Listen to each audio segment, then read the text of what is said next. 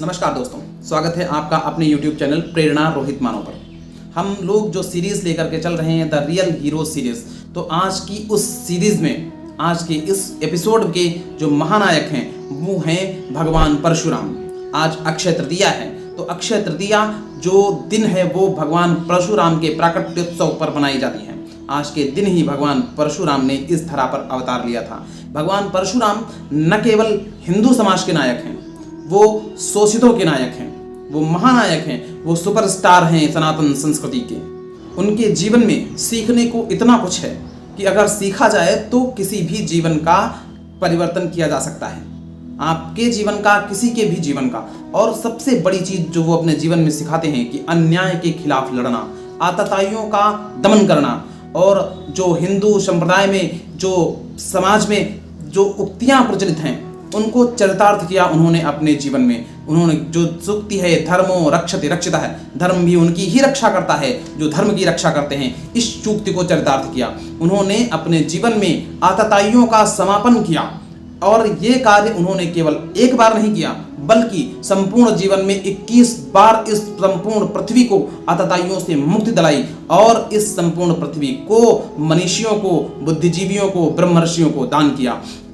तो वो सिखाते हैं कि आतताइयों से लड़ना है, आप भले ही अकेले हों। ये कहते हैं ना, हमारे समाज में एक सूक्ति है कि अकेला चना भाड़ नहीं फोड़ता।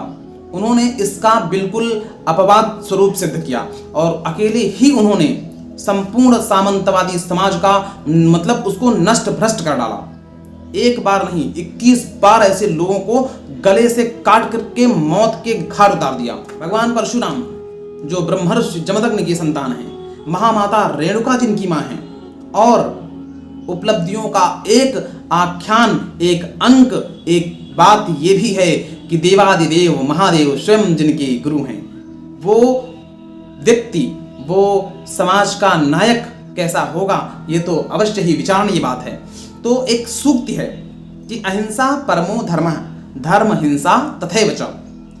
तो इसको भी उन्होंने अपने जीवन में लागू किया। उनका मूल नाम राम है, लेकिन उनके शिक्षा के समापन के समय उनकी गुरु भगवान शिव शंकर उनको एक परशु देते हैं, और ये परशु उनके नाम के साथ में जुड़ता है, और उनका नई पहचान, उनके जो नया नाम बनता है वो बनता है परशुराम। परशुराम भी सामान्य जीवन में सामान्य लोगों की तरह ही धर्म संकट में पड़ते हैं, जैसे कि हम सभी धर्म संकट में पड़ते हैं। हमेशा कभी न कभी आपके सामने दुविधा होती है कि इस स्थिति में, इस परिस्थिति में क्या किया जाए। जरूर होती होगी, ध्यान कीजिएगा। तो आप देखेंगे कि उस समय में इतना सोचना पड़ता है कि क्या किया जाए। मतलब कि ऐसी स्थिति होती है कि ये भी सही लग रहा है, वो भी सही लग रहा है, ये भी गलत लग रहा है, वो भी गलत लग रहा है, लेकिन आपको चुनाव जरूर करना है। और ऐसा भी होता है कि कई बार आपसे वचन ले लिया जाता है, प्रॉमिस करवा लिया जाता है। ऐसा ही इनके जीवन में भी एक बार हुआ। इनके पिता ने इनसे वचन ले लिया कि तुम मेरी आज्ञा का पालन करोगे, और उसके बाद आज्ञा दी कि अपनी ही माता का मस्तक जो है उनके धड़ से अलग कर दो। ये विशेष धर्म संकट है उनके जीवन का। लेकिन पिता की आज्ञा और अपने वचन के मान रखने के लिए वचन का मान तो वो एक बार तोड़ देते, लेकिन पिता की आज्ञा का पालन करने के लिए उन्होंने अपनी माता का जो मस्तक है वो सर से अलग कर दिया। विशेष धर्म संकट।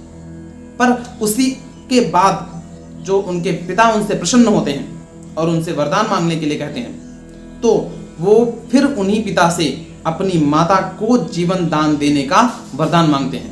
ये एक ऐसा विषय है जहां पर भगवान परशुराम का जीवन विवादास्पद होता है। लोग उन पर सवाल उठाते हैं, पर सवाल उठाने का क्या है, सवाल तो सब पर उठाए जाते हैं, ऐसा तो कोई है ही नहीं। भगवान भी जब अवतार रूप में प्रकट होते हैं तो उन पर सवाल उठाए जाते हैं, और वो भी जो भगवान के ही अवतार हैं तो उन पर भी सवाल उठाए गए। लेकिन धर्म जो है वो व्यक्तिनिष्ठ होता है, और देश काल और परिस्थिति के अनुसार निर्धारित किया जाता है।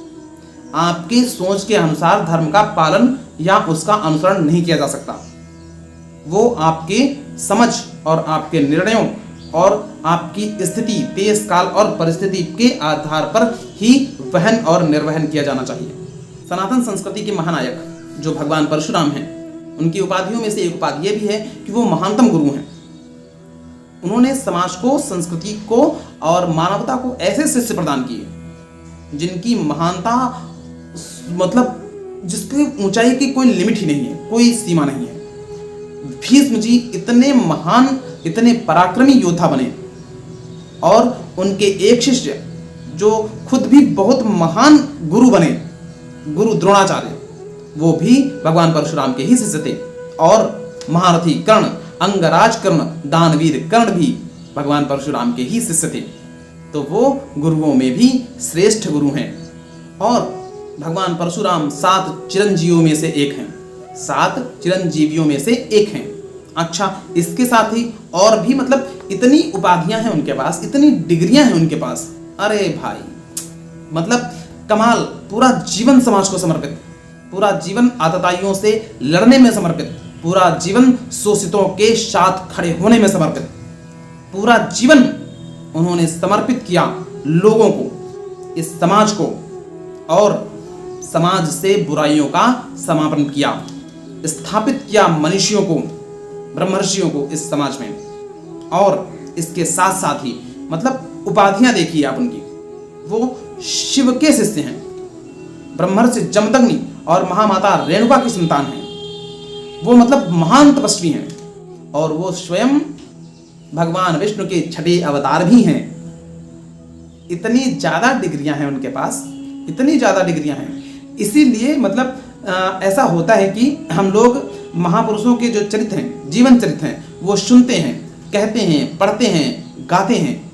उसका एक प्रयोजन यही होता है कि जब हम लोगों के, ऐसे महान लोगों के, ऐसे महानायकों के, ऐसे सुपरस्टार्स के जीवन चरित्र को पढ़ते हैं, उनकी जीवनी को, उनके कर्मों को पढ़ते हैं, उनके निर्णयों को पढ़ते हैं, तो उनका जो तेज है, उनका जो ओज है, उनका जो दृढ़ संकल्प है, उनकी जो इच्छा शक्ति है, उसका संचार भी हम में होता है।